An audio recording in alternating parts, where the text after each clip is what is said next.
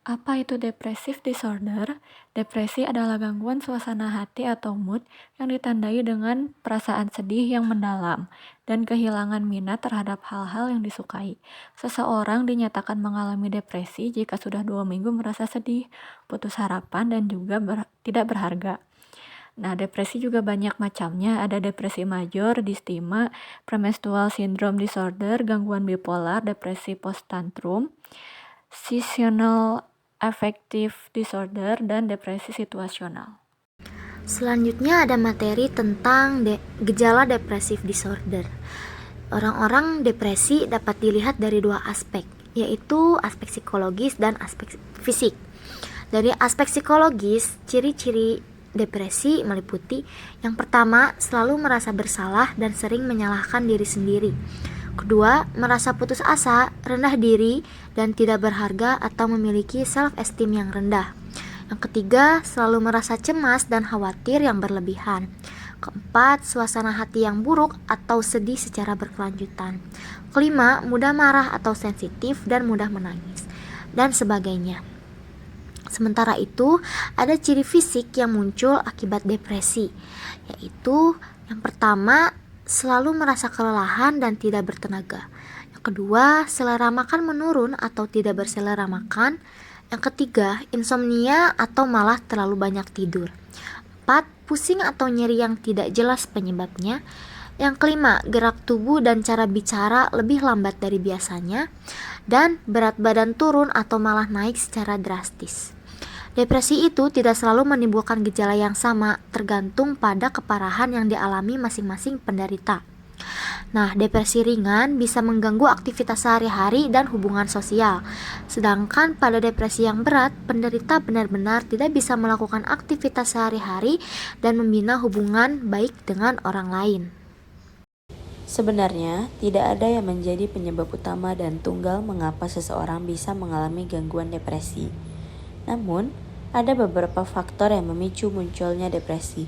Yang pertama, masalah kesehatan fisik. Yang kedua, pengalaman dan trauma masa kecil. Yang ketiga, menderita penyakit kronis atau serius. Yang keempat, peristiwa kehidupan yang penuh tekanan. Yang kelima, masalah keuangan dan masalah keluarga. Yang keenam, berakhirnya hubungan atau ditinggal oleh orang yang dicintai. Baik, selanjutnya ada pengobatan atau perawatan untuk depressive disorder. Di sini saya memiliki 4 jenis untuk perawatan depressive disorder. Hidup dengan depresi memang tidak mudah, tetapi pengobatan dapat membantu meningkatkan kualitas hidup pengidapnya. Yang pertama, perawatan mandiri. Perawatan mandiri bisa menjadi pilihan terbaik untuk mengatasi depresi yang ringan. Bagi banyak orang, olahraga teratur membantu menciptakan perasaan positif dan meningkatkan suasana hati. Mendapatkan kualitas tidur yang cukup, mengkonsumsi makanan sehat, dan menghindari alkohol juga bisa membantu mengurangi gejala depresi. Lalu selanjutnya ada psikoterapi. Psikoterapi biasanya untuk kasus depresi ringan hingga berat. Selain itu, dokter atau psikiater juga sering mengombinasikan psikoterapi dengan obat. Berikut ini jenis terapi untuk mengatasi gangguan mental tersebut. Yang pertama ada Cognitive Behavior Therapy atau CBT. Terapi ini bertujuan untuk membantu pengidap melepaskan pikiran dan perasaan negatif, serta menggantinya dengan respon yang positif. Lalu selanjutnya ada Problem Solving Therapy atau PST. Terapi yang dapat membantu meningkatkan kemampuan pengidap menghadapi pengalaman yang memicu rasa tertekan. Lalu selanjutnya ada interpersonal terapi atau IPT, guna membantu mengatasi masalah yang muncul saat berhubungan dengan orang lain. Lalu selanjutnya ada terapi psikodinamis, untuk membantu pengidap memahami apa yang sedang dirasakan dan bagaimana merespon perasaan tersebut.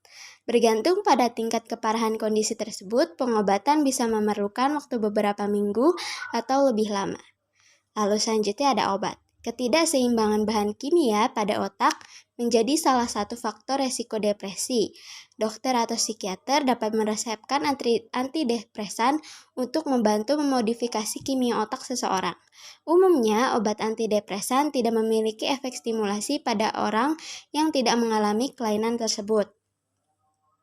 Antidepresan dapat mengurangi gejala dalam 1 atau 2 minggu pertama konsumsi, tapi manfaat penuh bisa jadi tidak terlihat hingga 2-3 bulan.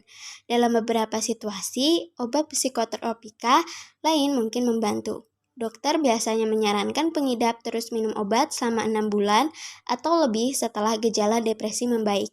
Perawatan jangka panjang juga dapat membantu untuk mengurangi resiko episode depresi pada masa depan bagi orang-orang yang lebih beresiko. Lalu selanjutnya ada terapi stimulasi otak. Jenis terapi ini biasanya menjadi pilihan untuk kondisi depresi yang tidak membaik setelah mengkonsumsi obat, mengalami gejala psikosis, serta menunjukkan percobaan untuk bunuh diri. Jenis terapi stimulasi otak ini termasuk yang pertama ada elektrokonvulsif terapi atau ECT. Terapi ini dilakukan dengan mengalirkan arus listrik ke otak melalui kulit kepala untuk menyebabkan kejang singkat. Lalu selanjutnya ada transcranial magnetic stimulation atau TMC. Jenis stimulasi otak ini berlangsung dengan memakai energi magnet yang diubah menjadi arus listrik pada bagian bawah tengkorak. Prosedur ini bertujuan untuk membantu pengidap mengatur emosi. TMS adalah pengobatan tambahan yang bisa digabung dengan pengobatan dan non-invasif atau tidak memerlukan operasi. Lalu selanjutnya ada vagus nerve stimulation atau VHS. Dokter jarang melakukan jenis terapi ini. Prosedurnya yaitu dokter akan memasang elektroda untuk stimulasi saraf vagus yang ditanamkan pada leher pasien. Lalu selanjutnya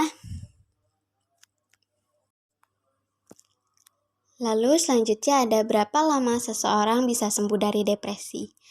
Pulih dari depresi tidaklah mudah. Salah satu hal tersulit adalah pengidap depresi tidak tahu apa yang bisa mereka harapkan. Penyembuhan depresi tidak sama seperti menyembuhkan cedera. Misalnya ketika kamu mengalami patah kaki, dokter pasti akan langsung memberitahu secara spesifik tentang cara pemulihannya. Sayangnya, depresi tidak seperti itu. Pemulihan setiap orang bisa berbeda-beda. Beberapa orang mungkin sembuh dalam beberapa minggu atau beberapa bulan, dan sisanya mungkin butuh sampai bertahun-tahun. Melansir dari WebMD, sekitar 20-30% orang yang mengalami depresi gejalanya tidak sepenuhnya hilang. Namun, depresi umumnya akan membaik dalam jangka waktu 10 bulan dengan gabungan obat, psikoterapi, dan perawatan lainnya. Lalu selanjutnya ada pencegahan depresi disorder, yaitu lakukan relaksasi untuk mengatasi stres, misalnya yoga atau pilates.